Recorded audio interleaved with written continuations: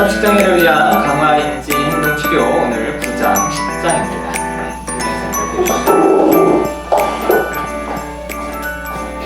섭식장애를 위한 강화 인지 행동 치료 90장 발표를 시작하겠습니다. 네, 9장과 10장의 제목이고요. 9장부터 넘어가면 식이 제한, 식사 규칙, 그리고 섭식 조절에 대해서 나와 있는데요. 폭식장애 환자를 제외하면 섭식장애 환자들은 지속적이고 강도 높은 다이어트를 하는 경향이 있는데 고도로 세분화된 식사 규칙을 세우거나 먹는 음식 종류를 제한하는 등 자신만의 수많은 규칙을 정해놓습니다. 근데 공통적인 특징은 식사가 틀에 박히고 융통성이 없어진다는 건데 이런 엄격하고 극단적인 다이어트는 심각한 기능 저하를 초래하고 환자들의 삶의 범위를 좁힙니다. 그래서 이 장의 초점은 환자들이 보이는 식이 제한, 식사 규칙, 그리고 섭식 조절에 대한 과도한 가치 부여를 다루는 것입니다. 책에서는 조금 이렇게 왔다 갔다 되어 있어서 전체적인 방향에 대해서 조금 살펴보고 넘어가면 첫 번째로는 환자가 보이는 식이 제한, 식사 규칙을 먼저 확인을 하면서 왜 그 믿음이 형성이 되었는지를 이렇게 먼저 원인에 대해서 파악을 하는 거고요. 그 다음에는 이제 교육과 설명을 하면서 동시에 내가 환자가 이제 가져왔던 규칙들을 같이 깨보는 시도들을 이제 치료자와 함께 하는 거죠.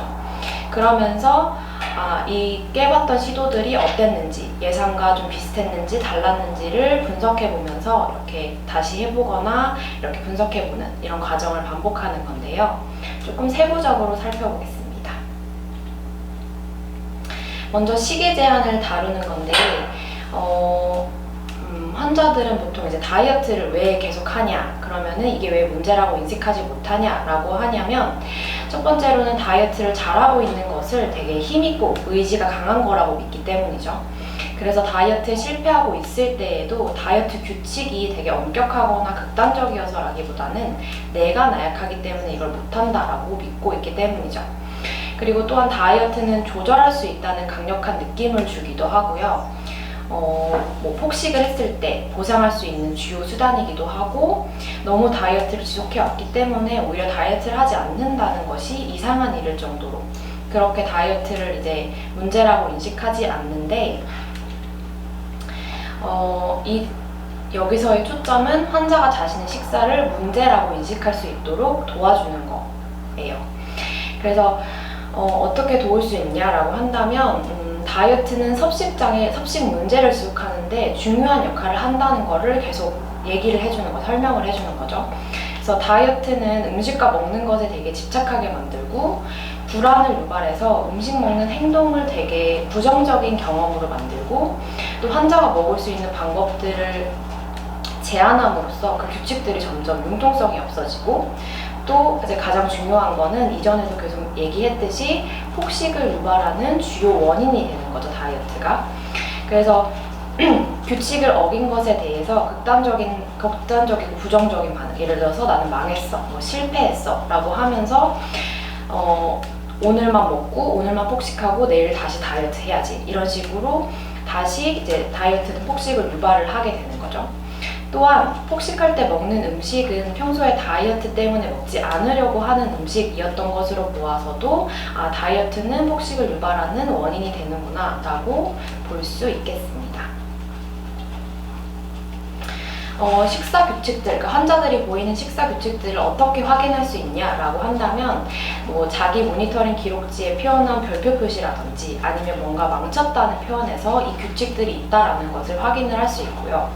아니면 직접적으로 말하지 않더라도 이제 치료자가 먼저 환자에게 전에 가본 적 없는 새로운 식당에 갔거나 회식 자리에서 많은 사람들과 식사하는 것에 대한 느낌이 어떤지에 대해서 좀 물어봄으로써 이 사람이 가지고 있는 규칙들에 대해서 확인을 해볼 수 있겠습니다.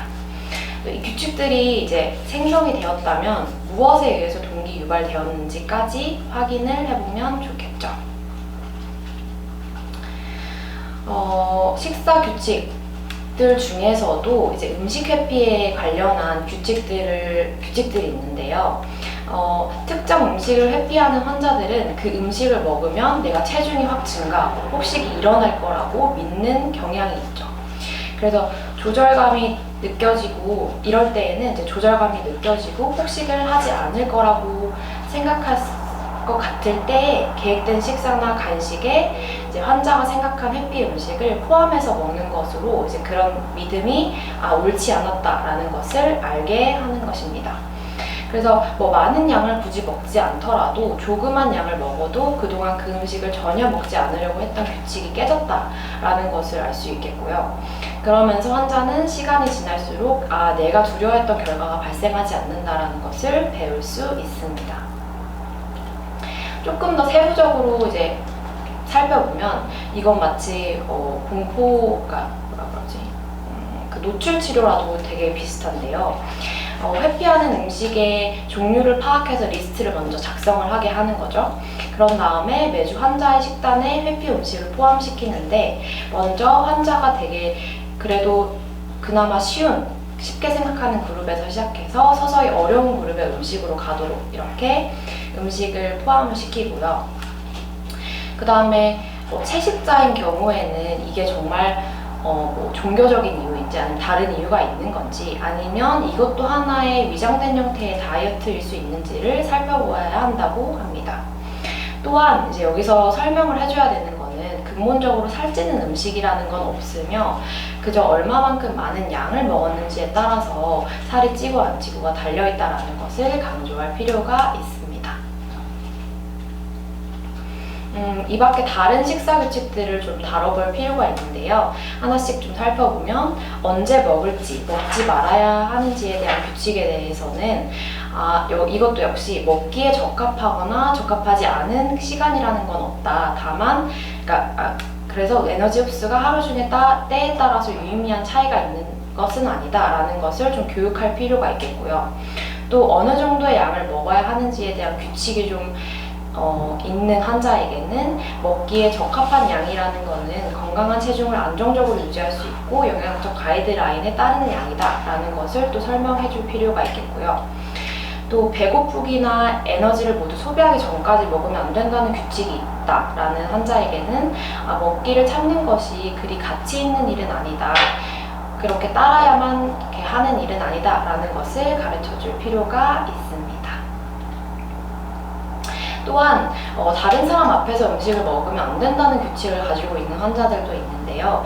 이런 경우에는 이제 내 사고방식을 다른 사람들도 같이 가지고 있을 거라는, 그러니까 예를 들어서 음식을 먹는 것은 되게 나약하고 실패했고 이런 사고방식들을 가지고 있다. 다른 사람도 똑같이 가지고 있을 거라는 가정에서 비롯되는 건데요. 근데 알고 보면 사실 그러니까 다른 사람들은 환자가 그 먹는 것에는 별로 신경 쓰지 않으며 그런 생각을 가지고 있으리라 상상도 못하는 경우가 많다라는 것을 이제 알려줄 필요가 있습니다. 또한 같이 먹는 다른 사람보다 더 많이 먹으면 안 된다는 규칙을 가지는 이제 환자들도 있는데 이는 이제 책에도 나와 있듯이 다른 사람보다 덜 자주 숨 쉬어야 한다는 규칙만큼이나 말도 안 되는 이제 규칙이라고 할 수 있는데 사실은 다른 사람들이 그 전에 뭘 먹었는지 혹은 그 사람의 활동량에 따라서 에너지가 얼만큼 필요한지 키와 체중이 얼만큼인지에 대한 고려가 전혀 없는 것이라는 것을 이제 설명을 해주어야 하겠습니다. 식사 규칙들을 다룰 때에는 치료자가 매우 구체적으로 어떤 음식을 몇 번 먹을 건지를 정하는 게 중요하다고 하고요. 그 다음에 환자가 규칙을 깨는 것에 대해서 이례적으로 강한 반응을 보인다면 이 규칙이 환자에게 되게 중요한 거구나. 그러면서도 이제 이게 상담이나 치료 장면에서도 되게 중요하겠구나 라는 것을 알 필요가 있습니다. 그래서 이 식사 규칙들을 다룰 때 목표는 환자가 다른 사람들과 함께 식사할 수 있고 다양한 종류, 예를 들어 뭐 외식이라든지 여행이라든지 뭐 회식이라든지 다양한 종류의 환경 속에서도 먹을 수 있게 되는 거고요. 규칙을 깨는 게 매우 어려운 경우에는 치료자가 함께 식사하는 게 도움이 될 수 있다고 하는데 이는 뭐 다음에 좀 자세히 살펴본다고 하니까 이건 다음에 좀 살펴보도록 하겠고 또 저체중 환자의 경우에는 체중이 정상 범위에 갔을 때 다루는 것이 좋다고 하고요. 비만인 환자에게는 폭식만 하지 않아도 다이어트가 된다는 것을 알려줌으로써 엄격한 식사 규칙보다는 융통성 있고 적절한 수준의 가이드라인을 따르도록 하는 것이 오히려 폭식을 막아주기 때문에 체중 증가에 체중 감소에 도움이 된다라는 것을 알려줄 필요가 있겠습니다. 또한 이제 규칙을 깨는 거에 대해서 좀 어려워하는 환자가 있는 경우에는 이는 이제 식사 규칙이라기보다는 규칙에 대한 환자의 양분법적 사고 측면에서 다뤄져야 하는데요.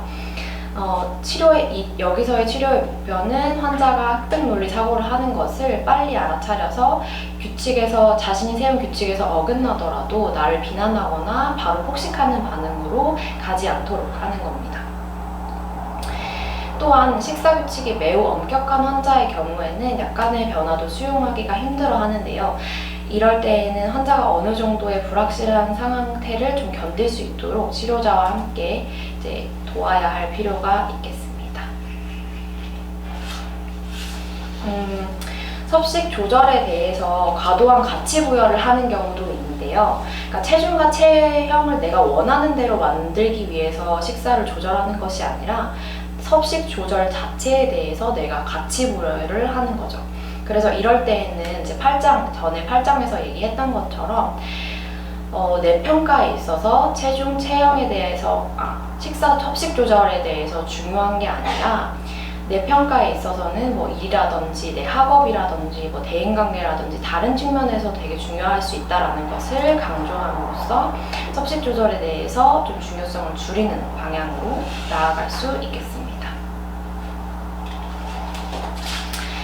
다음으로 10장인데요. 10장은 사건, 감정, 그리고 섭식에 대한 것 살펴보도록 하겠습니다. 섭식장애 환자의 식사 습관은 외부적인 사건과 감정의 변화에 상당한 영향을 받는데요. 사건과 감정이 이제 섭식장애 지속에 영향을 주고 있다고 판단되면 이들 사이의 관계는 다루어져야 할 필요가 있습니다. 그래서 사건과 감정을 직접적으로 그리고 효과적으로 다룸으로써 섭식에 영향을 받지 않도록 환자를 돕는 것이 이 장의 목표라고 할 수 있겠습니다. 대표적인 관계에 대해서 몇 가지 살펴보면 환자 자신이 외부 사건에 의해서 통제받고 있다고 느낄 때 스스로에 대한 통제감을 얻기 위해서 적게 먹는 경우가 있습니다. 예를 들어서 주변 사람과의 다툼 후에 내가 내 상황을 통제하고 싶다라는 그런 통제감을 느끼기 위해서 뭐 식이 제한을 한다든지 이런 경우가 있겠고요. 또한 적게 먹는 행동을 통해서 다른 사람에게 영향력을 표현하기도 합니다. 뭐 괴로움이라든지 반항이라든지 분노 표현을 안 먹는 것으로 표현을 하기도 하는 거죠. 그 다음에 치유로서의 과제, 내게 위안을 주는 어떤 음식이 되는 거죠. 그래서 이는 과체중 환자에게 흔히 나타나는 거고요. 또한 먹는 행동이 이제 문제로부터 주의를 분산시킬 수 있기 때문에 이렇게 폭식을 하기도 한다고 하고요. 또한 강렬한 감정에 빠져 있을 때 기분을 직접적으로 조절해주는 효과가 있기 때문에 폭식이라든지 이제 많이 먹는 이렇게 나타나기도 하는데 이는 구토와 운동에 있어서도 적용이 된다고 합니다.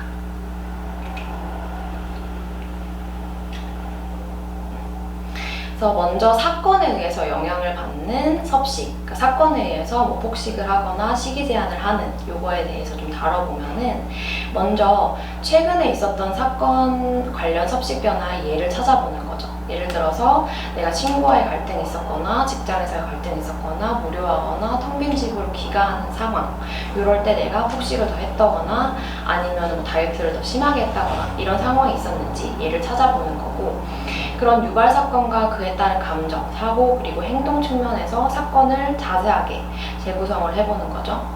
그러나 이제 이러한 일련의 사건들, 예를 들어서 내가 갈등이 있었다고 해서 폭식하는 이 과정은 사실 자동적인 게 아니라 언제든지 차단될 수 있다는 것을 먼저 좀 알려주고 깨닫게 할 필요가 있고요.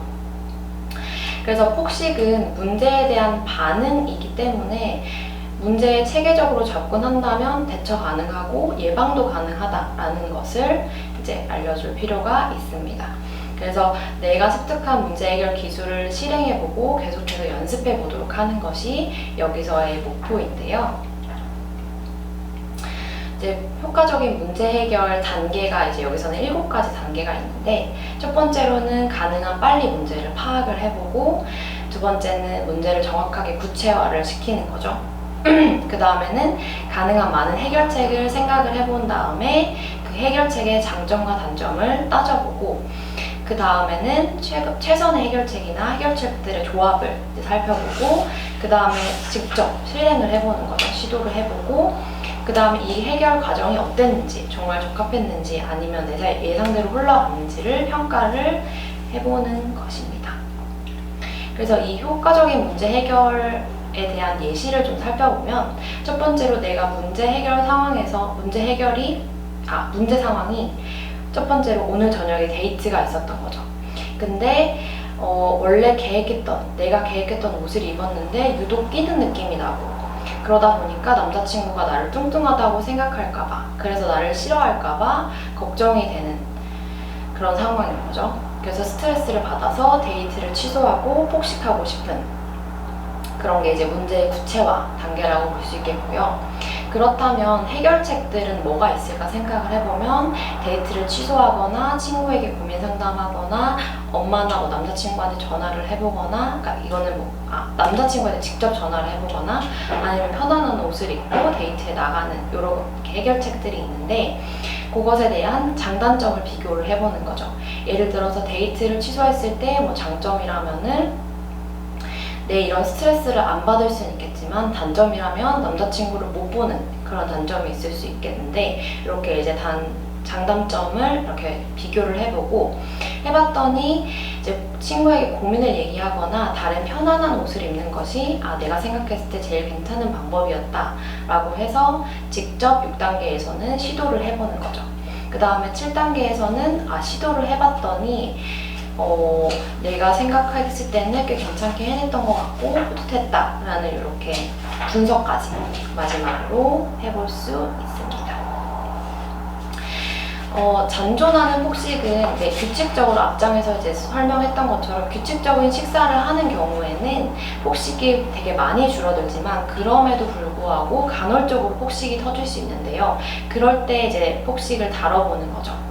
근데 이럴 때는 폭식이 4가지 경우에 따라서 이제 유발이 될 수 있는데, 첫 번째로는 식사 규칙, 그러니까 내가 정했던 식사 규칙이 깨지는 경우, 이럴 때는 아예 조절을 놔버리는 거죠. 망했다라는 생각 때문에. 그 다음에 두 번째는 뭐 술이나 다른 정신활성 물질에 따라서 통제불능 상태가 됐을 때 폭식을 하는 경우가 있고, 세 번째로는 좀 음식 섭취량이 부족했을 때 폭식을 하는 경우가 있고, 네 번째는 외부적인 사건이나 부정적 감정이 유발됐을 때 폭식을 하는 경우가 있습니다. 그래서 일단 폭식이 발생을 하면 이 책에서 말했던 것처럼 침착한 태도로 4가지 메커니즘 중에 어떤 것이 작용을 했는지, 또 그 결과로 뭘 배울 수 있었는지 살펴볼 수 있어야 한다라고 하는데요. 예를 들어서 뭐 음식 섭취량이 부족해서 내가 폭식을 했다라는 것이 좀 분석해서 밝혀지면, 그런 상황이 됐을 때 뭐 내가 간식을 챙겨간다든지 아니면 다른 식으로 식사를 좀 더 챙겨본다든지 이렇게 하는 식으로 다른 폭식 위험에 대처할 수 있는 능력을 키울 수 있습니다. 다음으로는 감정에 의해서 영향을 받는 섭식의 변화에 대해서 다루는 건데요. 이는 자신의 감정 상태에 좀 민감한, 영향을 많이 받는 섭식장애 환자를 위해 고안된 거고, 감정 조절에 어려움을 느끼는 경우에는 어떤 형태의 감정 조절 행동, 되게 즉각적으로 이렇게 하게 만드는 거죠. 그래서 폭식이 될 수도 있고, 구토가 될 수 있고, 과도한 운동이 될 수도 있고, 뭐 다른 뭐 술이라든지 이렇게 예가 될 수 있는데요. 이를 적용하기 위해서는 뭐 환자가 이전에 자해 행동이라든지 술, 약물 복용을 좀 과다하게 하지 않았는지를 확인을 해봐야 하고요. 또한 뭐 경계선 성격장애나 다중동성 진단이 내려질 법한 환자들과도 관련이 있다고 합니다. 그래서 감정 조절의 어려움에 대해서 먼저 교육을 하는 것이 중요한데요. 여기서는 이제 7가지 단계로 되어 있는데, 이런 에피소드가 빠르게 펼쳐지는 사실 단계로 구성되어 있다는 것을 인식하게 하는 것이 여기서의 목표입니다. 그래서 첫 번째로는 유발 사건이 발생을 하죠. 여기서는 예를 들어서 남자친구와 통화로 다퉜어요. 근데 똑같은 유발 사건이라고 해도 사실 인지적인 평가에 따라서 내 감정이 바뀔 수 있는 건데요. 예를 들어서 내가 다퉜기 때문에 걔는 항상 내 탓만 하더라, 불공평하다 이렇게 하면 세 번째 감정 변화가 화로, 분노로 이어질 수 있겠죠. 그다음에 네 번째는 감정에 대한 인지적인 평가를 하면서 점점 증폭이 되는 거죠. 나는 정말 화를 참을 수 없고 너무너무 참을 수 없다 라고 막 가기 시작하면서 다섯 번째, 부적절한 감정 조절 행동이 시작이 되는 거죠. 폭식이 될 수도 있고 술이 될 수도 있고 자해 행동이 될 수도 있는데요. 그러고 나면 사실은 일시적으로 감정이 개선이 되기는 하지만 이어지는 인지적인 평가로 들어가면 나는 실패자야, 나는 이거조차 먹는 거조차 조절을 못해, 나는 또 실패했어, 망했어 이렇게 인지적인 평가가 되면서 사실은 악순환이 되는 걸로 볼 수 있겠죠. 그래서 환자로 하여금 이 일련의 상황들을 잠시 멈춰서 실시간으로 관찰하도록 하는 것이 되게 중요한데요. 감정이나 사건을 유발하는 무엇인가를 찾는 즉시에 그것을 간략하게라도 기록을 하게 함으로써 되게 되게 습관적으로 보이는 감정 조절 행동, 폭식이 될 수도 있고 술이 될 수도 있고 이런 행동으로 도망가기보다는 내 지금 상태에 머물러 있도록 하는 거죠. 그래서 이는 왜 중요하냐라고 하냐면 습관적인 감정 조절 반응은 사실 일상에서 마주하는 어려움을 해결해 주지도 못할 뿐만 아니라 때로는 인간관계의 문제를 악화시키기도 하고 자신에 대한 좋지 않은 느낌을 갖도록 만들기 때문에 가능한 오랫동안 그 순간에 머무는 것이 중요하다고 합니다. 그래서 새로운 관점으로 이제 보게 되는데요. 첫 번째, 유발 사건이 발생을 했을 때는 이는 아까 전에 사건에 대한 거기서 봤듯이 예방적으로 문제 해결 기술을 통해서도 이걸 먼저 사전에 예방을 할 수도 있고요. 아니면 사건에 대해서 아까도 얘기했지만 인지적인 평가를 하는 것이 되게 어떤 감정으로 다르게 발생을 하느냐가 되게 중요하기 때문에 인지적으로 재구성을 해보는 거죠. 이 사건이 자신한테 정말 중요하냐, 얼만큼 중요하냐 라고 재평가할 수 있도록 도와주는 거고요. 그 다음에 세 번째는 부정적인 감정의 발생을 했을 때 이 감정을 좀 받아들여 보는 거죠.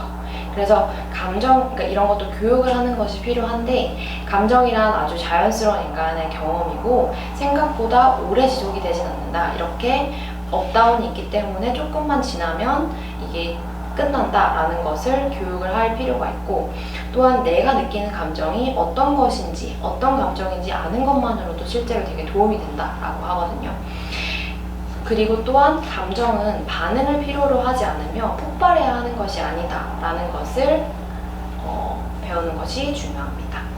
마지막으로 감정 조절 행동을 사용을 하기보다는 내가 정말 감정에 대해서 적절한 대처 방법을 할 수 있도록 여러 가지 음악 듣기라든지 대화하기라든지 운동하기, 목욕하기 등의 내 자신만의 방법을 찾는 것이 필요하고, 또한 즉각적으로 부적절한 감정 조절 행동을 할 때는 그때는 막아주는 것이고 약이라든지 도구를 치우는 행동 등을 해보는 것이 중요하다고 합니다.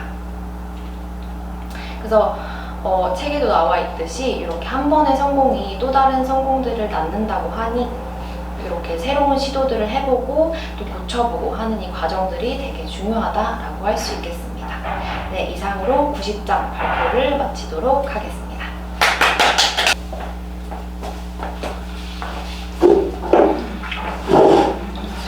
저희 4명이서 시작을 했는데 이준 선생님이 오늘 첫 출근. 네, 그래서 이제 남은 우리 오늘까지 4주는 저희 이제 3명이서 하도록 하겠습니다. 자, 저희 이제 9장, 10장이죠.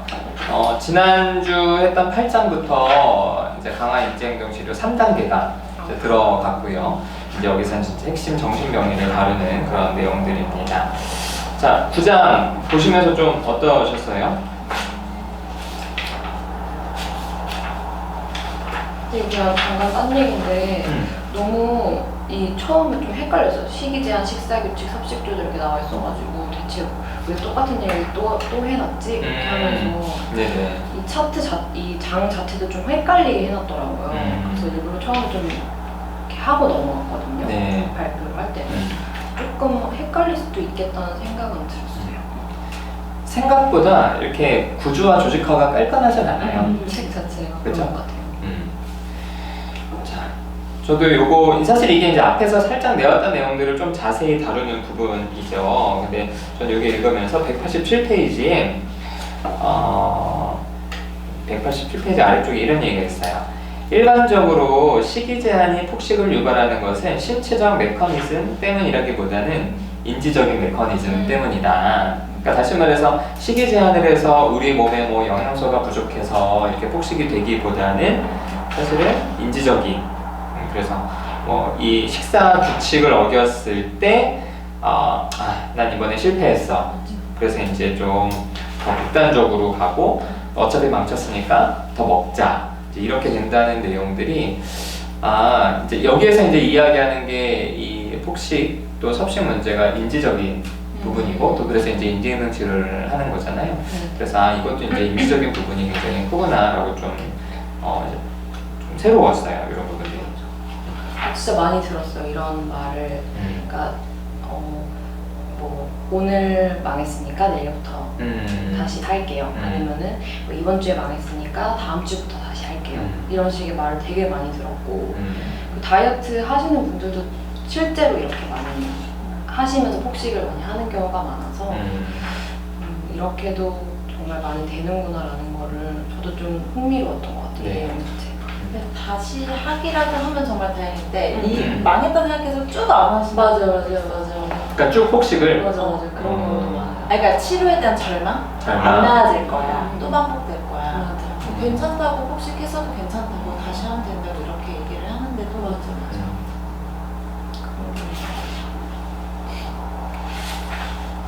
자, 그리고 이제 여기 이제 식이 제한과 식사 규칙에 대한 이제 교육이다 이렇게 이야기를 하면서 그 다음 이게 나오잖아요. 확실히 요 책에서도 나왔지만 이 정상식을 하면 그건 굉장히 빠른 회복이 돼요, 그렇죠? 폭식 충동이 확실하게 이제 줄어드는데 이제 그럼에도 여러 가지 이제 식사 규칙들이 이제 뭐 있고 이제 그런 것들을 다루는데 제 내담자 같은 경우에는 나중에 이제 알게 된 거예요. 누구랑 같이 이제 가서 밥을 먹잖아요. 그럼 거기서 자기가 원하는 만큼 먹을 수가 없는 거예요. 너무 그쵸, 사람들 같이 있으면 이제 불편하기도 해서 그래서 잘 안 먹고 근데 그 자기가 이제 음식이 나왔는데 그거를 이제 조금만 먹고 이제 불편하니까 그럼 이제 그 식당에서 나오면 계속 그 음식 생각이 나요. 그래서 물어봤더니 다시 간대요. 혼자 다시 가서 그걸 다 먹는다. 그래서 그 자기는 누구랑 같이 갔던 식당에는 다시 혼자 또 간다는 그런 얘기들을 하더라고요. 그때는 그래 그럴 수 있겠다 좀 그렇구나 좀 신기했는데 여기에 보니까 그것도 이제 나름대로 이제 그 사람의 어떤 식사 규칙에 포함되는 뭐 다른 사람들이랑 함께 식사할 때 좀 눈치를 보는. 그쵸, 항상 적게 먹어요. 그러니까 편하지가 않는 거야. 기본적으로 이제 대인관계도 힘들고 자기가 왜냐하면 이 친구한테 먹는 거는 거의 굉장히 다이어트를 이제 심하게 했거나 아니면 폭식했을 때니까 그리고 사람에 대한 두려움도 있으니까 사실은 그렇잖아요. 마주 앉아서 이 사람 신경 쓰기도 그렇죠. 뭐 긴장되고 막 그런데 거기다 또 만약에 음식을 먹어야 되면 그래서 그게 어떤 마음일까 생각해봤더니 우리 왜 굉장히 어려운 자리 가면 밥이 안 넘어가잖아. 호르몬지 입으로 들어가는지 모르고 그치. 취하는 거나 그쵸. 교수님 옆에 있거나 아니면 뭐 저는 상견례자니까 이거 지금 뭐 먹어야 되는데 그렇지. 그러니까 그런 어떤 느낌이 이 친구가 계속 그렇게 힘들어하는 느낌이고 그럼 이제 상견례자리는 보통 되게 좋은 식당에서 하거든요. 그럼 정말 먹고 싶었던 음식들이 나오는데 불편하잖아. 그래서 아마 좀 그런 느낌과 비슷하겠다. 그래서 이 친구는 가급적 사람들이랑 밥을 안 먹으려고 그랬어요. 그러니까 더 피하게 되는 거죠. 맞아요. 그래서 이제 그게 결국엔 대인관계 기술이 더 떨어지고 이게 계속 악순환이 되는 걸 보면서 이 책을 읽으면서 그 생각이 좀 나더라고요. 저도 그러니까 비슷하게 저는 이제 예전에 상담했던 내담자 중에서 그분도 같이 식사하는 걸 되게 어려워했는데 왜 어려웠냐면은 이게 여기랑 비슷해요. 남들보다 적게 먹어야 한다는 생각이 항상 있어요. 그러니까 네. 뭐 패스트푸드점이나 뭐 그냥 다른 각자 먹는데도 꼭 내 옆에 있는 사람이 뭘 먹는지 항상 신경을 쓰고 뭐 예를 들어서 내 남편이 있다. 그러면 내 남편보다 항상 적게 먹어야 되는 거야. 그걸 항상 신경 쓰다 보니까 먹는 게 계속 규칙이 있고 제한도 되고 힘들고 그러다 보니까 남편 아닌 사람이랑 같이 안 먹고 이렇게 되더라고요. 그럼 우리도 식사 규칙 뭐 이렇게 섭식장애가 아니더라도 다 나름의 식사 규칙들은 좀 있잖아요. 밥 먹을 때 네. 있으세요? 난 있어. 뭐가 있어요? 나는 가능한 한 음식을 남기지 않는다.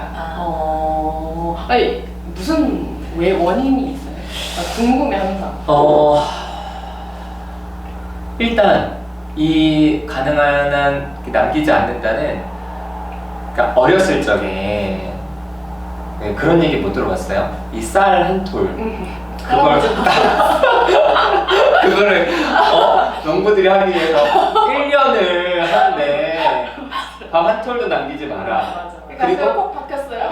그럼요. 그리고 그때는 그치 저희 집에서 안 그랬는데 이렇게 큰 집에 가거나 이제 어른들이 이렇게 일단 가면은 사실 지금이야 우리가 이제 집에도 물컵이 따로 있는데 옛날에는 밥 먹고 물 어디다 먹었게? 그릇에. 그치. 밥그릇에. 맞네. 밥그릇에. 그걸 이제 먹었던 이유가 이제 밥그릇에 해서 깨끗하게 이제 먹는. 그게 저한테는 좀 되게 좀 인상이 깊었어요. 근데 그리고 또 뭐 그런 거 있잖아요. 이렇게 골고루 먹어야 된다. 이제 편식하면 안 된다. 그리고 가능한 한 다 먹어야 된다. 근데 이런 것들이 어렸을 때 경험이 있었는데 사실은 그 이후에는 그렇게 안 살았어요.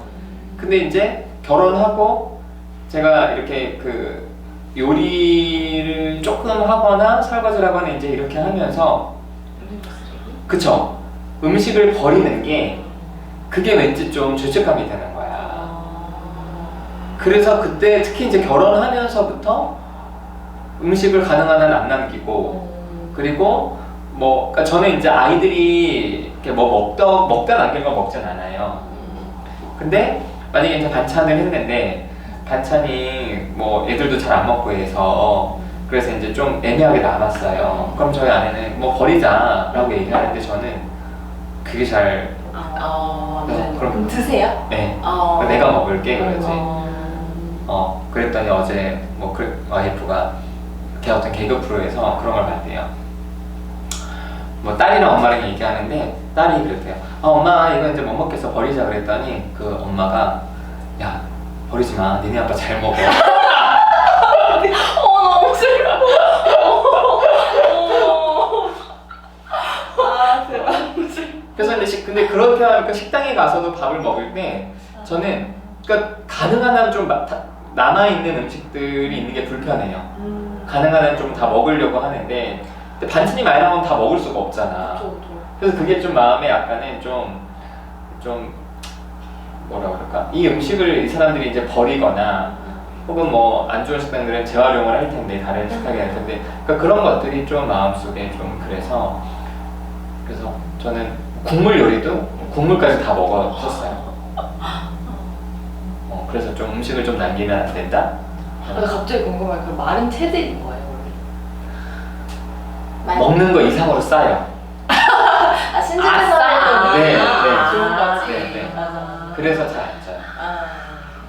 한 번도 물어본 적 없는데. 근데 저도 동감을 해서 저는 또 다른 식사 규칙을 갖고 있는 게 먹고 싶은 만큼의 제가 먹을 양만 푸는 걸 좋아해요. 그러니까 남이 퍼주면 그러니까 저도 남이 퍼주면 그러니까 마음에 안 들어? 그러니까 저도 남기는 걸 별로 안 좋아해요. 그러니까 그렇게 심오하진 않지만 그냥 남기는 게 아까워요. 그렇지. 아까워서 그래서 저는 만약 엄마가 퍼주면 있는 대로 다 먹다 보니까 배는 너무 부르고 짜증이 나는 거예요. 그렇지. 후회되고. 그래서 애초부터 제가 원하는 만큼 푸고 더 먹고 싶으면 더 푸고. 그게 제가 마음 편하더라고요. 안 그러면. 그러니까 음식 남기는 거. 나는 완전 반대. 그러면? 남겨요. 저는 그러니까 어쨌든 이게 있었잖아요 섭식장애가. 그렇다 보니까 이게 뭔가 이렇게 강박적으로 뭔가를 하는 거를 되게 이렇게 아직도 은연중에 좀 무서워하는 것 같아요. 그래서 뭐 내가 먹고 싶은 거를 막 다 이제 시켜놓고, 그러니까 다까지는 아니더라도 웬만하면 시켜놓고 그냥 먹을 만큼 먹을 수 있는 만큼만 먹고 그냥 거기에 이렇게 집착을 하지 않으려고 하는 편이에요. 남은 음식에 대해서. 뭐 주변 사람, 뭐 남자친구한테는, 그러니까 남자친구는 그래서 알기 때문에 그냥 남겨라 라고 하는 편이고, 저희 어머니는 또 특이하게 다 버리는 스타일이에요. 저한테 절대 다 먹으라고 절대 한 번도 해본 적이 없어요. 어렸을 때부터도? 어렸을 때부터도. 그것도 좀 듣다 보니까 좀 신기한 지점이에요. 그래서 어쨌든 이렇게 우리들도 많이 이렇게 식사 규칙들이 있는 것 같아요. 왜냐면 특히 어렸을 때 뭐 식사 예절 이런 거 되게 많이 강조했잖아요. 맞아. 우리가 상상하면은 그 식사하는 상황이 사실은 우리나라 문화에서는 가족들이 모이게 되는 그런 어떤, 그러니까 평소에 뭐 가족들이 둘러앉아서 얘기를 잘 안 하는 집도 식사할 때 다 둘러앉거든. 맞아요. 그래서 보통 식사할 때 부모님들이 혼내는 경우들이 많아요. 맞아. 엄마 떨어지고. 맞아. 그래서 이제 그런 부분들이 사실은 음식과 또 혹은 관계와 어떤 마음의 교류와 이제 이런 것들이 동시에 벌어지는 장면에서 어쨌든 식사 규칙들이 이제 이렇게 이제 있기도 한 것 같아요. 또 다 같이 먹는 자리에서 사람마다 먹는 양이 다른데 어떤 사람들은 나보다 적게 먹는다 생각하면 좀 더 먹어, 더 먹어 그렇지. 하는 게 상대방에게 스트레스이기도 하고, 맞아요. 또 반대로 너무 많이 먹으면 너 되게 잘 먹는다, 이게 또 나쁘게 들릴 수도 있고 막 이런 한마디 한마디가 되게 이렇게 예민하게 받아들여지면 맞아. 한도 끝도 없이 진짜 많이 들어서. 그런 것 같아요. 그러니까 더 이제 혹시 여기에 민감한 사람들은 남이랑 안 먹을 그러니까. 그렇죠. 자, 또 이제 9장에 나온 게 또 음식 회피예요. 음식 회피. 여기 이제 특정 음식에 대한 이야기가 나왔고, 그리고 이제 결국에는 그걸 알려주는 거잖아요. 어떤 음식이 특별히 살을 찌게 하진 않는다. 그래서 저도 이제 처음에 그 내담자랑 정상식 알아볼 때 되게 이제 신기했던 게, 밥을 먹으면서도 그 사이사이에 간식을 먹으라고 했고, 그 사이사이에 먹는 간식은 그 사람들이 평소에 회피하는 음식을 먹거든. 그러니까 되게 이제 갈망이 있는데 이거 먹으면 살찔 것 같아서 안 먹는 음식도 먹을 수 있다라고 해서 이제 제가 이제 내담자랑 그걸 얘기해, 내담자가 처음에 도저히 받아들이지 못하더라고요. 선생님, 저 이거 먹으면 저는 돼지 돼요. 전 이거 큰일 나요. 그래서 제가 이제 봐라, 이렇게 해서 하는 게 이게 가장 일반적인 치료라고 하니까 한번 해보자. 그래서 이제 이 친구가 되게 먹고 싶어하는 그런 기름진 음식들 거기서 이제 넣어서 이제 먹었는데, 진짜 경험을 해보니까 신기하게도 폭식 충동, 그러니까 정상적인 폭식 충동이 가라앉고 평소에 먹고 싶었던 갈망 있는 것도 먹게 하니까 훨씬 더 이렇게 안심이 되면서 그 욕구가 채워지니까 그런 어떤 음식에 대한 것들 회피도 많이 사라지더라고요. 이거 저는 이렇게 직접 경험했던 것 같아요. 그러니까 예전에는 뭐 빵, 밀가루를 다이어트 할 때는 무조건 안 먹어야 된다고 생각을 했어가지고 저도 약간 이런 식이었어요. 다이어트 할 때는 안 먹어. 막 되게 바나나, 고구마 이런 거 먹다가 빵 터지면 막 먹고 싶었던 거 빵을 엄청 사가지고 먹는다든지 이랬는데, 이제 정상식을 시작을 하면서 아, 빵을 먹어도 그렇게 살이 찌진 않는구나, 조금 먹어도 괜찮구나라는 걸 알기 시작하면서 이게 되게 자유로워졌던 것 같아요. 종류에 대한 제한이 없어졌던 것 같아요. 근데 왜 그 생각을 왜 하죠? 그렇게 누가 가르치나요? 그러니까 어디서 그런 얘기를 하나? 그러니까 밀가루를 먹으면 그 미디어에서도 그렇고 사실 사람들이 잘 몰라요. 잘 모르고 또 미디어도 되게 뭐라 그러지, 한쪽으로 치우쳐서만 이렇게 보도를 해요. 그러니까 예를 들어서 뭐 빵이 뭐 탄수화물이 되게 많다, 지방이 많다, 그래서 안 먹어, 그러니까 먹으면 안 되는 것처럼 그렇게 포장을 해버리기 때문에 다이어트 하는 사람들은 아, 먹으면 안 돼, 이렇게 되는 거죠. 근데 서양 애들은 빵은 먹잖아. 그쵸, 맞아. 근데 사실 그렇기도 해요. 근데 서양 사람들이 저희보다 확실히 살이 찌긴 쪘으니까. 그렇지. 그건 확실히 있긴 있지. 그래서 처음에 이 정상식 하기 전에 이제 초반에 그 섭식 문제 때문에 막 여러 가지를 찾아보다가 왜 그 밀가루나 이런 것들을 할 때 어느 정도 이상으로 그 뭐죠? 그거를 빻거나 정제를 하면 그게 우리 몸에 들어가서 더 그게 바뀌는 게 아무튼 그래서 그것 때문에 그 내담자랑 저랑 뭘 알아봤냐면은 그렇게 이제 당으로 덜 전환되는 그런 뭐 글루텐? 글루텐 말고 아무튼 밀가루나 이런 건데 그거를 덜 빻는 거예요. 맞아. 그래서 막 곡물빵 이런 게 맞아요. 훨씬 좋다고. 그래서 그거 하는 마켓이 열릴 때도 이 친구 가서 막 그거 가지고도 그래서 그거 가지고 자기가 먹고 싶어하는 것들을 그러니까 당으로 덜 전환되는 그 식재료를 사가지고 만들어서 먹기도 하고 저도 이제 주고 그래서 그걸 한참 했었어요. 근데 크게 효과는 없었어. 맞아. 사실 크게 효과는 없어. 근데 몸에는 좋을 수 사실 몸에는 진짜 좋을 것 같거든요. 그리고 이제 식사 제한 하시는 분들 중에서 이것까지 다 그러니까 저는 칼로리만 계산하는 줄 알았는데 영양 성분도 다 아시는 분들이 있더라고요. 대단하다. 근데 사실 그것까지 알아버리면 건강할 수는 있어. 근데 그렇다고 해서 그게 그게 많다고 해서 더 살이 찌는 건 아니거든요. 엄청난 차이가 있죠. 그쵸. 그렇진 않은데 이제 거기에 꽂히면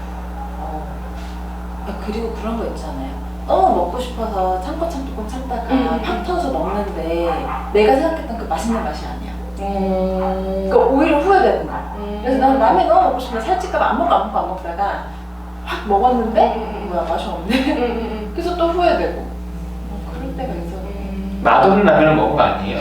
아니야. 맛있는 라면이라는 게 너무 나왔어. 참을 때는 너무 맛있을 것만 같은데 왜? 맛있는 라면이라는 게 있잖아. 그래?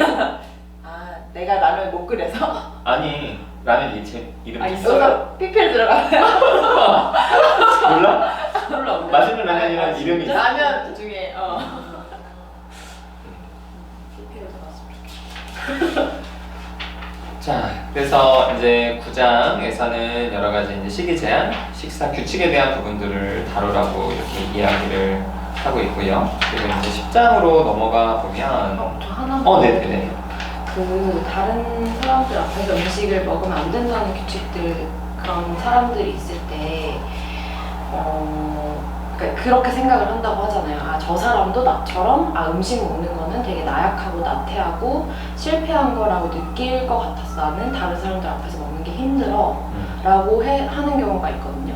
근데 이거는 진짜 집단에서 확인하는 게 제일 좋은 것 같아요. 그래. 이 다른 사람도 이런 생각을 다른 사람이 이 생각을 하지 않는구나. 그러니까 나만 어떻게 보면 나는 여기에 되게 꽂혀 있어서 나는 이걸 되게 중요하다고 생각해서 생각을 하는구나. 근데 다른 사람도 나처럼 생각하진 않기 때문에 내가 이 사람들 앞에서 조금 더 편하게 먹을 수 있겠구나 라고 하면 이게 되게 집단에서 확인하기 되게 좋은 것 같아요.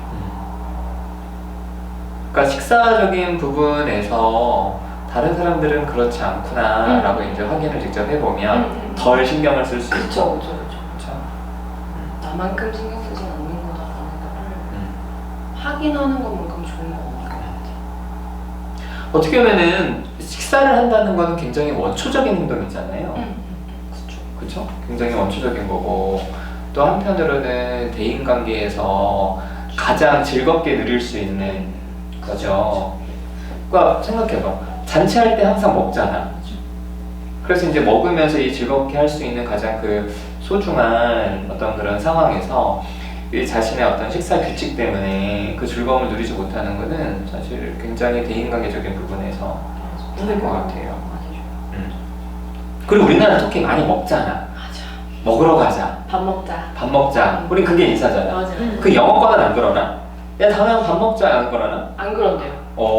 안 그런데. 그거는 진짜 밥 먹자고 하면 언제냐고 물어본대. 언제 그럴 거야? 그러니까 인사말로 하는 게 아니구나. 진짜 약속 잡아야 되는 거야.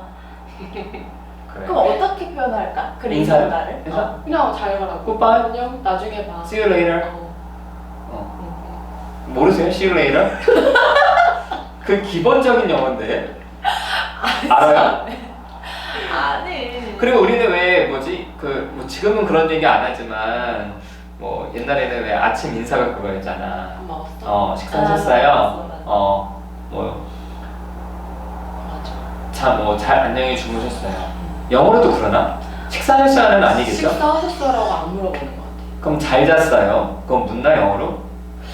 근데 그걸 되게 사생활이라고 생각하는 것 같거든요. 어. 제가 배운 바에 따르면. 그래서 그렇게는 잘 안 물어보는 예를 들어서 뭐 Did you sleep well? 거예요. 이렇게는 그는 너무 약간 너무 사적인 질문인 거지.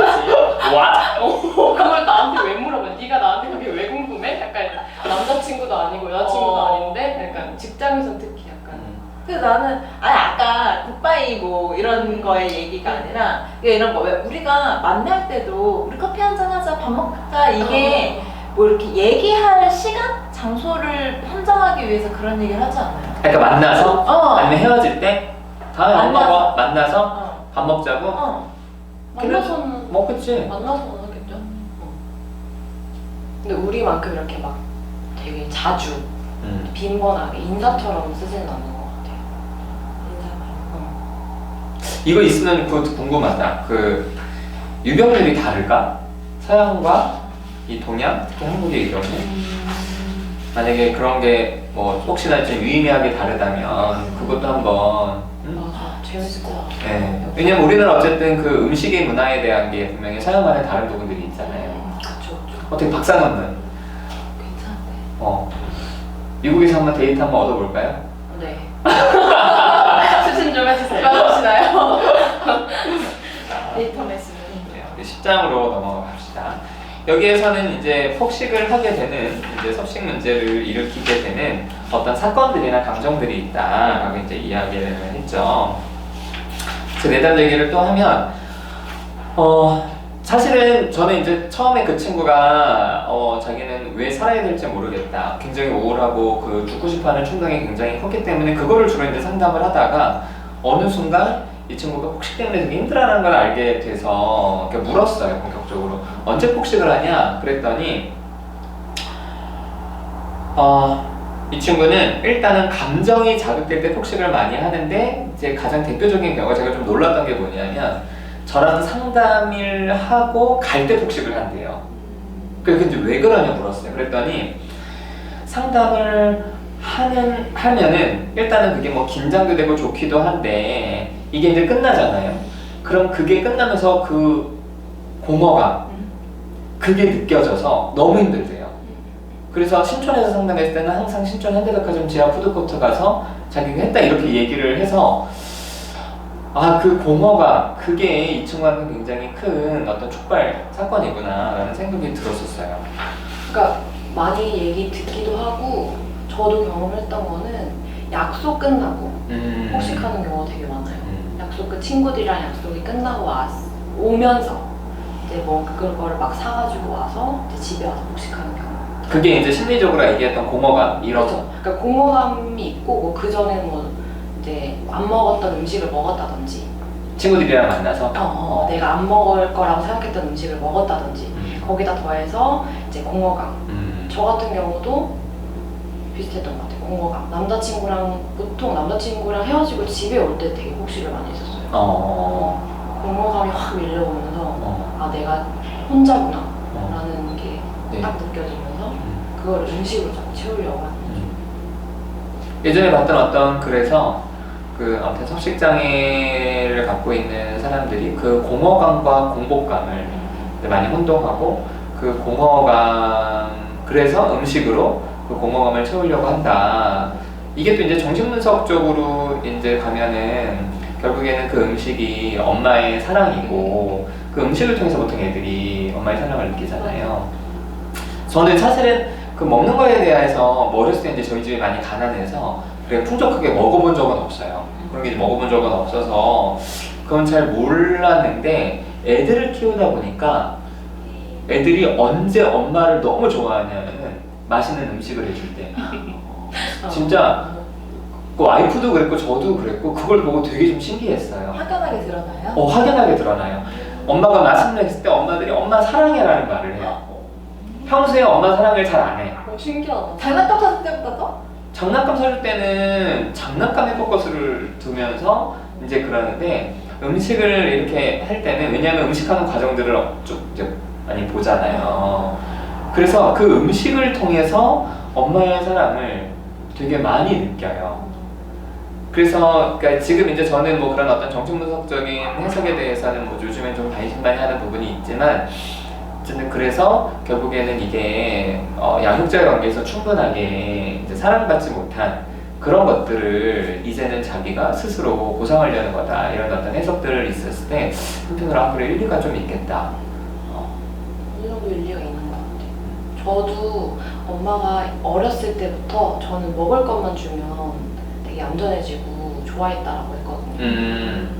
그래서 어렸을 때 사진 보면 되게 통통하고 막 배 나오고 막 이랬었는데 그건 누구나 그래요. 아 그래요? 5살 때도 막 이렇게 배 나오고 그때 아, 그래요. 그래요? 그때 그렇고 초등학교 가면서부터는 자기 몸매를 좀 이제 원래 그런 거. 그거 지금 생각난 게, 그러니까 저희도 어머니가 이제 주부니까 요리하시고 하셨는데 그때는 잘 몰라 정치 들어보니까 친구 중에 엄마가 밥벌이로 바빠서 배달 음식 아니면 그래. 인스턴트 그래. 그러면 그러니까 그게 엄마 사랑으로 느껴지는 건 아니고 그런 방금 말씀하신 그 요리하는 그 전반의 과정들이 어렴풋이 엄마 사랑으로 느껴질 수 있겠구나 이 생각이 좀 드네요. 근데 여기서 생각난 게 이런 진짜 요새는 맞벌이가 워낙 많잖아요. 네. 그러다 보니까 진짜 혼자 집에 있는 경우나 저소득 가정이나 이렇게 혼자 있는 경우 아동들을 보면 과체중이나 비만이 되게 많대요. 그게 진짜 폭식으로 인한 걸 수도 있을 것 같다는 그런 결과도 있어가지고. 그거 하니까 또 이제 생각나는 게 사실은 애들은 적절하게 먹는 것들에 대해서 잘 모를 때가 있어요. 그러니까 기본적으로 사람이 이제 아주 애기들은 자신의 신체 반응에 되게 예민하기 때문에 딱 먹을 만큼 먹잖아요. 그러면 이제 애기들은 젖꼭지를 이렇게 그 분유통 그 분유에 해서 이제 독지를 먹여도 자기가 먹을 만큼의 고개를 탁 돌려요. 확실하게 내가 먹을 만큼 먹었다는 거를 아이들은 메시지를 주는데 근데 그 이후에 한 4살, 5살, 6살, 7살 그 정도 애들은 만약에 이제 평소에 못 먹었던 거를 먹거나 이제 그런 상황에서는 이게 조절이 잘 안 돼. 그래서 그때 이제 부모가 있으면 너 지금 너무 많이 먹었어. 먹고 싶으면 이따가 또 먹자. 이렇게 이제 자꾸만 그 만족지향과 식사에 대한 어떤 그런 적당한 정도를 알려주는 게 필요한데 아무래도 지금 얘기하신 것처럼 그렇게 양육 과정에서 그런 피드백을 주고 그럴 게 없을 경우에는 아이들이 사실은 그런 적절한 식사 하는 것들을 좀 배우지 못할 수 있겠다는 생각이 좀 들어요. 그래서 저는 이제 부모님들한테도 그렇고 제가 아이를 키울 때도 그렇고 상담을 하면서 정말 만약에 상담을 하지 않았다면 몰랐을 것 중에 하나가 사람에게 있어서 그 음식, 그러니까 섭식과 수면이 너무 중요하구나. 그러니까 사람의 마음이 무너질 때 가장 먼저 무너지는 것 중에 하나가 섭식이나 수면이거든요. 근데 섭식이나 수면은 양육 과정에서 부모로부터 계속 이제 교육을 받고 훈련을 해야 되는 그런 부분들이에요. 애들 특히 잠도 그런데 먹는 것도 그렇고 훈련이에요. 진짜? 왜냐하면 몰랐어. 아주 어렸을 때는 지들이 자요. 아기 때는 피곤하면 자요. 그런데 한 5살, 6살부터는 애들이 안 자려고 그래. 자는 게 싫고 계속 놀고 싶은 거야. 그래서 걔네들한테 만약에 핸드폰 주잖아요. 걔네들은 자기가 졸린데도 핸드폰 하면서 자기 싫으니까 그게 계속 늦어져요. 그래서 저는 무조건 9시부터 계속 재촉해요. 빨리 누워, 자. 이렇게 해서 이제 수면 시간을 확보해 주는 것이 결국에는 그 아이의 어떤 신체 건강과 마음 건강에 너무나 중요해서 그래서 저는 이제 수면 교육은 제가 굉장히 어렸을 때 철저하게 지금 6학년짜리인데도 늦게 자면 저는 막 화내요. 왜 안 자냐? 그러니까 이제 애는 할 것도 있고 자기가 싫은 거야. 할게 재밌는 게 많아. 재밌는 것도 많고 해야 되니까. 근데 이제 그거 하고 다음에 이제 밥 먹는 것도 이제 어쨌든 삼시세끼 그리고 간식 이런 것들을 계속 좀 훈련을 시키는 게 그 아이가 앞으로 살아갈 미래를 위해서 굉장히 중요하지 않나. 굉장히 아무튼 쉽게 마음이 그럴 때 무너지는구나 이걸 되게 많이 좀 느꼈던 것 같아요. 이게 진짜 평생 교육인 것 같아. 제일 중요한 것 같아. 맞아요. 사실 제대로 자고 건강하게 먹기만 해도 굉장히 건강해요. 건강한 사람이 될 수 있어. 자, 그래요. 10장에서 또 사건, 또 단주하는 폭식.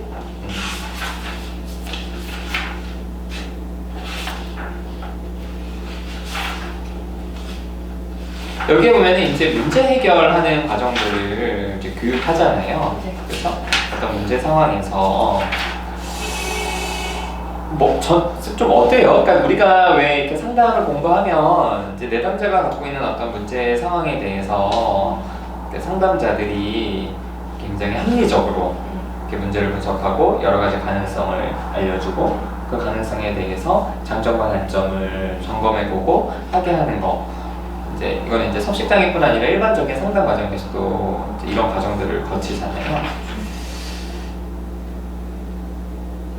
어떨까? 좀 어때요? 여기 이제 204페이지에 이렇게 좀 나와 있거든요. 문제. 오늘 저녁에 데이트가 있다. 2단계. 남자친구가 나를 좋아하지 않을까봐 내가 뚱뚱하다 생각하게 된다. 그다음에 3, 4단계. 내가 할 수 있는 일들의 장단점. 이런 걸 전혀 생각하지 못할 때는 혹은 아니면 이것 때문에 되게 불안할 경우에는 네. 다뤄주는 게 좋을 것 같긴 해요. 저도 이렇게 너무 그러니까 이거를 항상 이렇게 다루진 않거든요. 근데 이분이 뭐 예를 들어서 내가 저녁 데이트 때문에 지금 너무 불안하다. 그것 때문에 막 데이트를 취소해야 될지 막 혹시도 할 것 같고 막 이런 것 때문에 너무 불안하다 하면은 이렇게 다뤄본 적도 있거든요, 실제로. 그래서 그럴 때는 좀 중요한 것 같아요.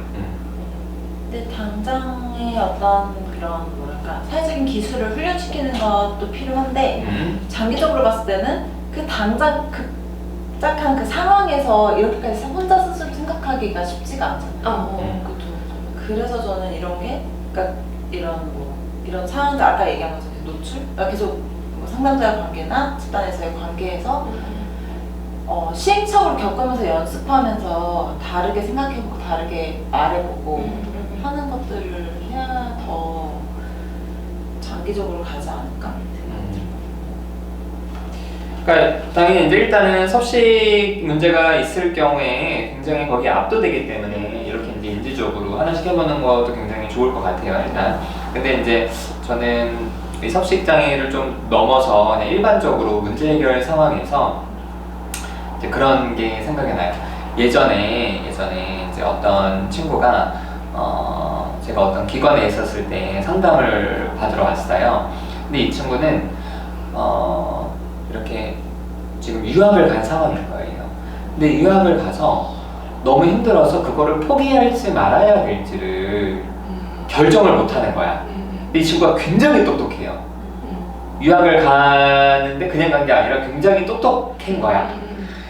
그래서 이 친구가 상담을 받으러 왔어요. 그러면 이제 저는 그러니까 네가 원하는 게 뭐냐 그랬을 때 나는 유학을 지금 포기해야 될지 말아야 될지 나는 그걸 결정하고 싶은데 결정을 못 하겠다.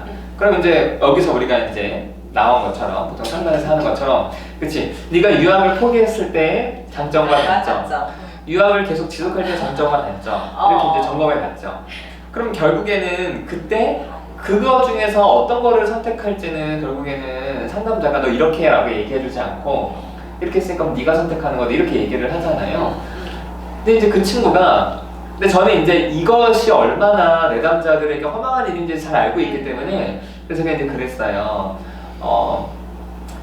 그러니까 상담자가 어떤 걸 해줄 것 같냐 그랬더니 상담자가 뭘 해줄 수 있을지는 모르겠지만 어쨌든 자기는 이걸 너무 해결하고 싶다. 그래서 제가 이제 일반적인 과정을 설명했어요.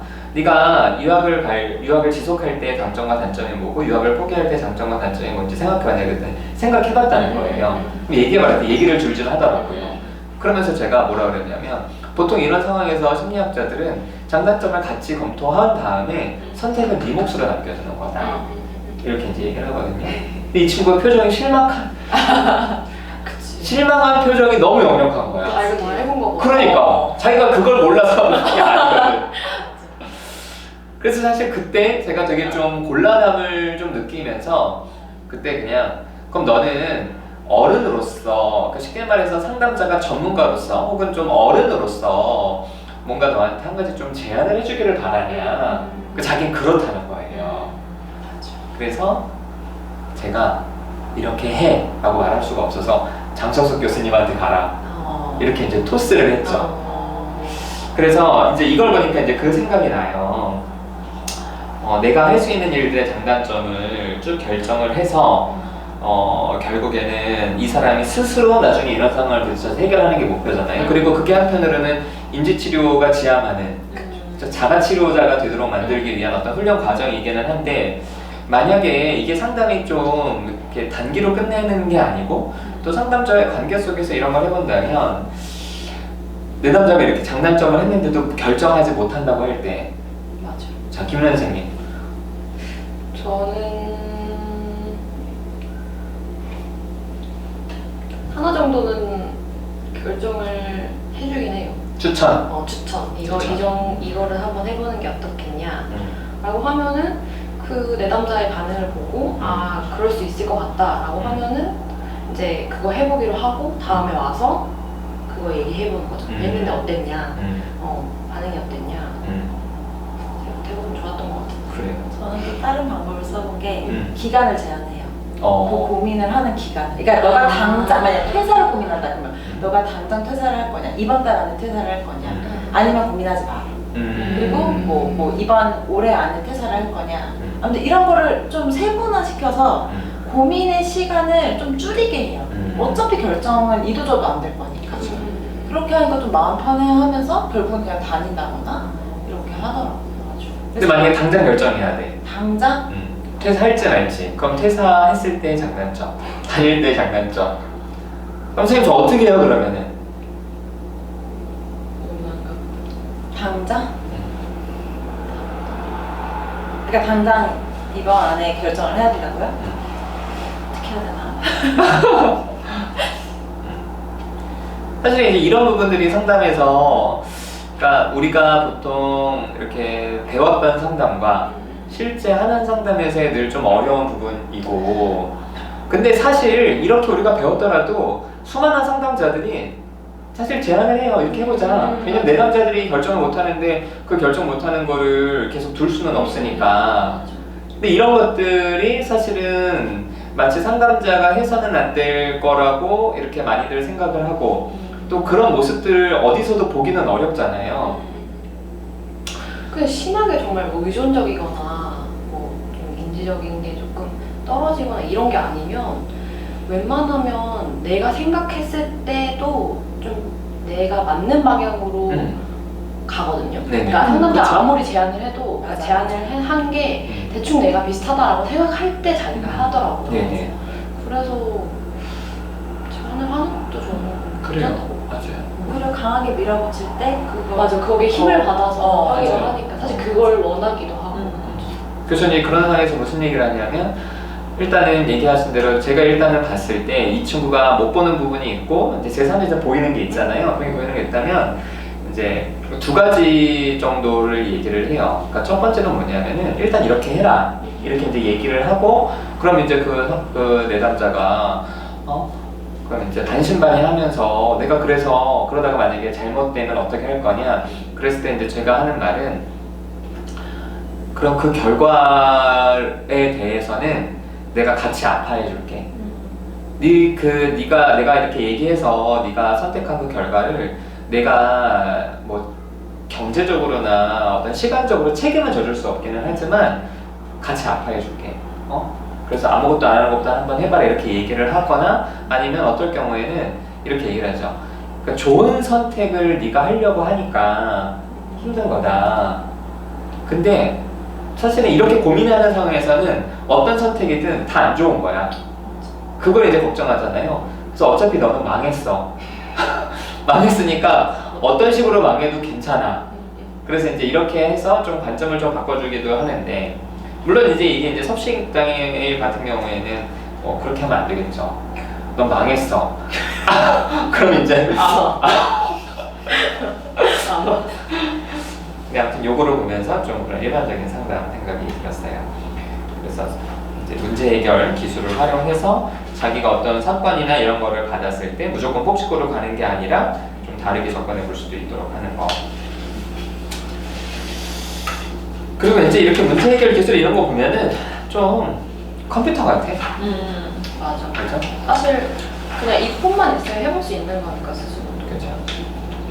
상담자가 없어도. 책 보면 알 것 같지만 막상 상황이 되면 맞아.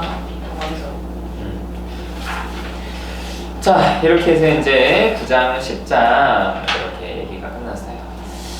자, 우리 오늘 이제 어떠셨는지 우리 같이 좀 한마디씩 하고 마치겠습니다. 혹시 뭐 이렇게 영상 보시는 분들은 이게 이제 좀 저쪽에서 들리는 소리가 없으셔서 궁금하시는데 오늘은 어쨌든 참관하시는 분들이 다들 안 오셨어요. 아쉬워요. 네. 자, 9장 10장에서 저는 이제 아까도 잠깐 얘기했듯이 생각보다 우리도 인식하지 못하는 그런 식사 규칙들이 우리도 있고 이제 섭식 문제로 힘들어하시는 분들은 그게 굉장히 강하다. 그런데 어떻게 보면은 이런 식사 규칙, 뭐 제가 갖고 있는 규칙도 그렇고 이제 섭식에 어려움을 갖고 계신 분들이 가지고 있는 규칙도 그렇고 그게 원래 인간의 어떤 본연적인 것들은 아니잖아요. 그렇죠? 그러니까 우리 문화가 만들어준 거고 우리 어떤 성향에 만들어낸 규칙들인데 결국에는 우리가 그 규칙에 또 얽매여서 굉장히 그런 것 때문에 좀 힘들어하지 않나 라고 하면서 또 이제 밥을 먹는 것도 인간의 가장 어떤 가장 원초적인 그런 이제 모습들이어서 전 이걸 보면서 좀 뭐라 그럴까요? 원래 우리의 모습을 찾아가는 거 어떤 그 뭐 음식이나 관계나 여러 면에서 이런 과정들이 결국에는 우리가 가장 건강해지는 과정이 아닐까라는 이제 그런 생각들 해봤어요. 아까 제가 그랬듯이 신생아들은 자는 거나 먹는 거에 있어서 교육할 필요가 없어요. 자연스럽게. 졸리면 무조건 자 애기들은. 그리고 배부르면 무조건 안 먹고 그리고 먹었는데 너무 많이 먹었잖아요. 그럼 그냥 자동적으로 올라와요. 그러니까 속이 안 좋으면 올라오고 몸이 안 좋으면 올라와서 어떻게 보면은 가장 우리가 그런 태어난 대로 살아갈 수 있도록 하는 것이 가장 좀 건강하지 않는 삶인가? 건강한 삶이 아닐까 이런 생각을 좀 해봤습니다. 저도 그 얘기가 되게 오늘 기억에 많이 남는 게 훈련이 어쨌든 필요하다는 거. 그러니까 자유의지가 생기면서 그거를 있는 그대로 받아들이지 않고 이걸 저항하려는 그 생각이 드는 거잖아요. 수면이나 그렇죠. 섭식에. 네. 그래서 저는 요즘 수면이 완전 패턴이 항상 깨져 있는 상태로 살았기 때문에 그래서 이걸 잡으려면 쉽지가 않아가지고 며칠 주무세요? 정말 불규칙해요. 뭔가 어느 사람 피곤해 보이는 것 같기도 해. 네. 그래서 이거는 진짜 뭐 해요 밤에? 네? 뭐 해? 그럼 아니. 뭐 놀아요? 핸드폰으로? 논다고요? 지금 놀 시간이 있어 지금? 아니 지금 뭐 어제 이거 읽다 왔죠. 센터 대표가 포스팅도 하고 아, 맞네. 그러니까 이게 아이고 사적인 질문은 그만. 참, 갑자기 왜 어려워 갖고 왔네. 아니 왜 블로그를 안 해? 네 마무리하죠. 그래. 그러니까 아무튼 그 훈련이 정말 필요하다는 거. 그러니까 어릴 때 왜 엄마 아빠가 그렇게 왜 9시면 자라고 해서 이해가 안 가는데 어릴 때는 지금 돌이켜 보니까 그러니까 우리 성인이 돼서도 그런 게 나름의 필요하다는 거를 되게 절실히 느끼는 것 같아요. 우리 다음 스터디로 수면을 해볼까? 오, 재밌겠다. 수면. 수면은 제가 진짜 한 번도 생각해 본 적이 없어요. 어떻게 왜냐면 잠자는 건 어때요? 저는 수면은 항상 12시 전이면 자고 오. 그러니까 진짜 불안하거나 이러면 좀 새벽에 많이 깨긴 하는데 그게 아니면 잘 자는 편이라서 야. 이건 약간 제가 생각했는데 사실 음식에 대한 거는 잘 모르겠는데 수면에 대한 기억은 잘 나요. 엄마가 칼같이 자거든요. 엄마가 몸소. 몸소. 되게 중요해요. 수면하면 전 제가 치료받아야 될 것 같아요. 그래. 네. 그러면 홍선 선생님 치료 프로젝트 겸. 그런데 저도 되겠다. 스터디.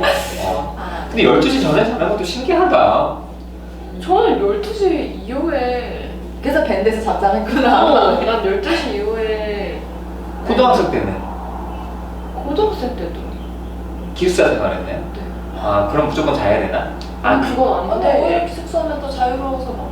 저는 아니 얘들 공부 열심히 하고 새벽에 자잖아. 공부 열심히 저 고등학교 2학년 때 공부를 진짜 열심히 했거든요. 근데 12시 전까지만? 12시 전에 무조건 잤어. 나는 잤어. 와. 다른 사람 다 게임 난 잤어. 그렇지. 이게 공부 비결 아니야? 혹시? 공부 잘. 그래? 이때 공부 제일 잘했어. 근데 사실 그렇긴 해요. 어. 그러니까 잠을 줄이면 뇌 기능이 떨어지기 때문에 정보 처리가 원활하지 않아서 그런데 신기하네. 나는 고등학교 때는 새벽 2시에 1시, 2시에 잤는데 그리고 6시에 일어나고 나는 웬만하면 밤을 새지 않고 난 웬만하면 벼락치기를 하지 않아요. 진짜 급한 상황이 아니면. 야. 저것도 신기하다, 니도. 맞아. 그게 어떻게 훈련이? 이건 약간 엄마의 훈련인가? 그래. 나도 다 하셨어요, 마무리? 아, 네. 네네네. 저는 이거 들으면서 저도 이 규칙이 세워지는데 되게 미디어가 많은 영향을 끼쳤다고 봐서 이런 미디어들을 사실 없앨 순 없잖아요. 그러니까 이걸 좀 선별적으로 잘 보일 수 있도록 교육하는 과정이 되게 중요한 것 같아요. 왜냐면은 다이어트를 시작하는 사람들이 대부분 되게 어리거든요. 되게 청소년부터 시작해서 20대 초반에 시작되는 경우가 되게 많기 때문에 이거를 이 규칙이 되게 잘못됐다. 내가 세운 규칙은 어떻게 보면은 다이어트에도 별로 좋지 않고 건강에도 좋지 않다라는 거를 좀 아셨으면 좋겠어요. 이 영상을 보는 분들이 꼭. 아니, 박사 논문에 그런 것도 우리나라 미디어에서 음식을 다루는 거를 좀 연구해봐도 좋을 것 같아요. 나 할 거 너무 많네. 그러니까. 나 모녀 관계를 너무 하고 싶었거든요. 모녀 관계.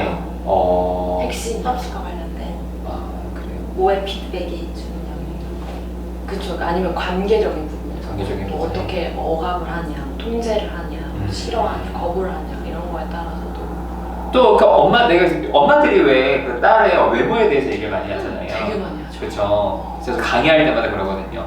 절대 외모 얘기하지 마라. 이렇게 얘기를 하는데 정말 그 영향이 큰 것 같아요. 저번 주에 연구 많이 되어 있지 않을까. 아직 그럼에도 불구하고 안 돼 있나. 연구 있는 건 봤는데 많지는 많진 않아요. 않은 것 같아요. 있는 건 봤어요. 아니, 성식장애를 제대로 하는 사람이 별로 없어요.